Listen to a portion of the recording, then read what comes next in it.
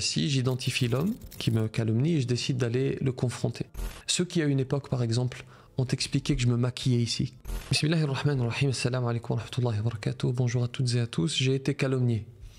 Et vous l'avez certainement déjà été vous-même, parce que c'est ainsi qu'est l'être humain. Il commet le péché, dont le péché de la calomnie, et on en fait parfois les frais. Dans mon cas, j'ai pu identifier le calomniateur et j'ai décidé d'aller le confronter. Au bout de quelques minutes de discussion, le frère regrette et il me demande pardon. C'est une bonne chose, alhamdoulilah, mais il y a un problème. Et pour qu'il comprenne le problème, je lui raconte une petite histoire, une petite sagesse que je vais vous raconter.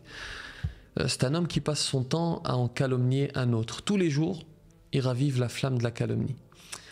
Et avec le temps passant, il se rend compte de la faute qu'il commet, de la grande faute qu'il commet, il regrette, et il décide d'aller solliciter le pardon de la victime, le pardon du calomnié. Et donc il lui dit « Je te demande pardon ». Cet homme, la victime, lui dit « D'accord, je te pardonne, mais à deux conditions. » Écoutez bien, il lui dit « Première condition, tu vas prendre ces deux oreillers, tu les ouvres, tu prends toutes les plumes qu'ils contiennent, les deux oreillers, tu prends toutes les plumes et tu les répands partout dans le village. D'accord ? Et quand tu auras fini cela, tu reviens me voir et je te donnerai la deuxième condition. » Bon, il est perplexe, il ne comprend pas, mais il s'exécute, il souhaite le pardon, donc il prend les deux oreillers, il les ouvre, il prend les plumes et il les répand partout dans les rues de la ville.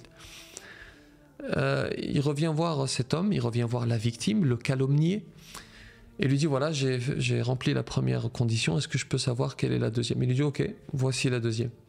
Si tu arrives à retrouver et à ramasser toutes les plumes que tu as répandues, alors je te pardonne. Et là, le calomniateur va comprendre le problème. Il comprend l'image qu'a voulu lui donner le calomnier.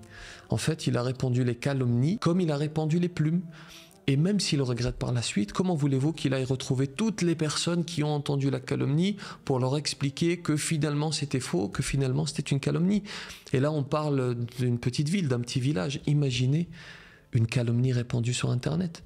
Imaginez une calomnie répandue sur WhatsApp. Parce que la calomnie, une fois que le destinataire l'a reçue, comment vous pouvez savoir s'il ne l'a pas lui-même transmise à quelqu'un d'autre? Et cette autre personne, comment vous pouvez savoir si cette personne ne l'a pas transmise à quelqu'un d'autre? Et ainsi de suite.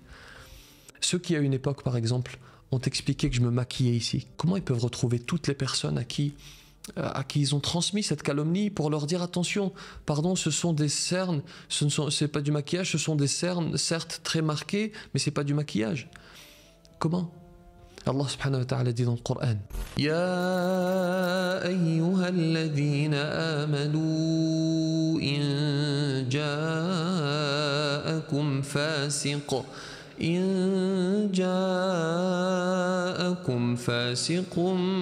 binaba'in فتبينوا أن تصيبوا قوما بجهالة فتصبحوا على ما فعلتم نادمين. Alors j'ai pardonné au frère, c'était il y a très longtemps, plus d'une décennie, mais je me souviens qu'il m'avait paru sincère, alors je lui ai pardonné.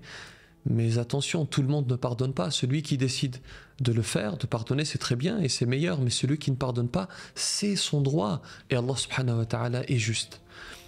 Il est juste et il fera payer l'injuste, le calomniateur, ici-bas et dans l'au-delà. On ne peut pas rassembler toutes les plumes, n'est-ce pas? On n'est pas capable de retrouver toutes ces personnes qui vont entendre la calomnie.